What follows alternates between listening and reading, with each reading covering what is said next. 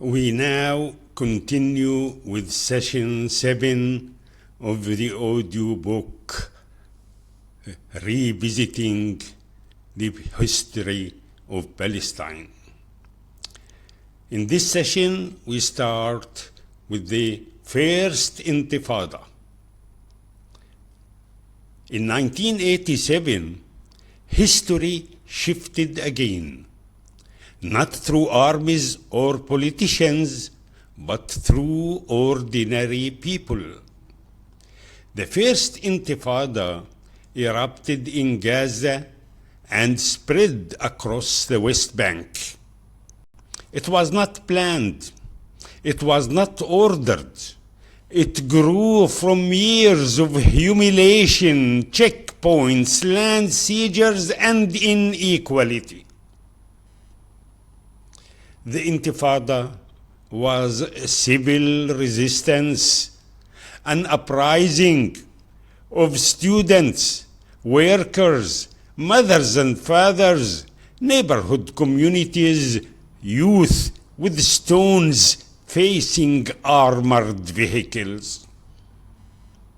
Boycotts, strikes, and grassroots organization created a new political language.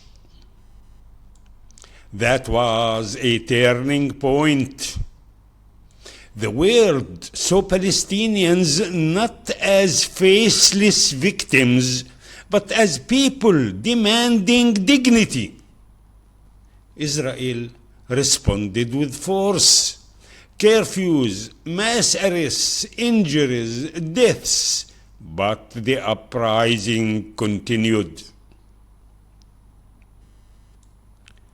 The First Intifada restored something precious: the belief that Palestinians could shape their own destiny. Then came Oslo. In 1993, a new chapter began. Secret negotiation in Norway produced the Oslo Accords, a promise of peace and mutual recognition. Palestinians were told that a state was coming, occupation would end, refugees would return, Jerusalem would be negotiated. So many promises, but the agreement left key issues unresolved: borders, settlements, refugees, Jerusalem, and sovereignty. It created a Palestinian authority, but without true independence. As a result, disappointment grows. As years passed, settlements expanded rapidly. Checkpoints multiplied. Negotiations stalled. The initial hope became frustration, then bitterness. Thus came the Second Intifada in 2000. Triggered by political failure and growing despair, the Second Intifada erupted with greater violence than the first. Losses were heavy on both sides. The conflict deepening divisions, trust collapsed.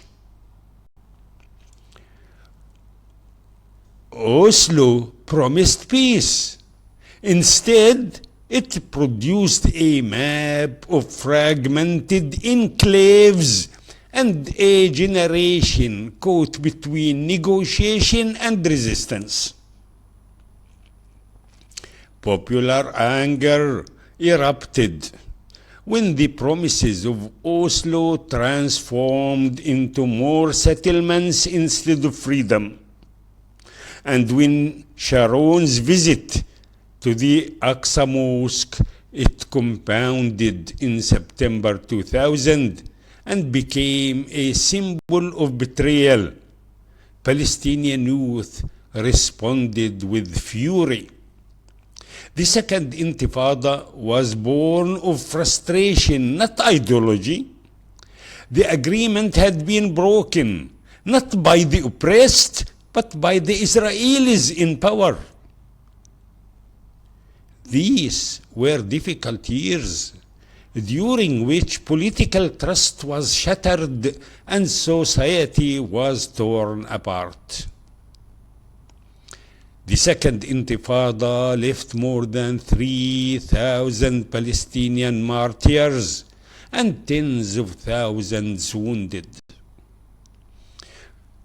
But the images of violent clashes, of house demolitions by the Israelis, and the aerial bombardment shaped global public opinion.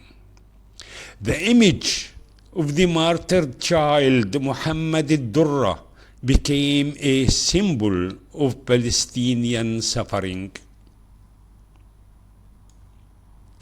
The Oslo process effectively ended. Trust between the two sides completely collapsed. Sharon was elected Prime Minister in 2001 and refused to resume negotiations. Yasser Arafat was besieged in his Ramallah headquarters until his death in 2004. The Palestinians' authority role weakened, paving the way for the subsequent split between Fatah and Hamas.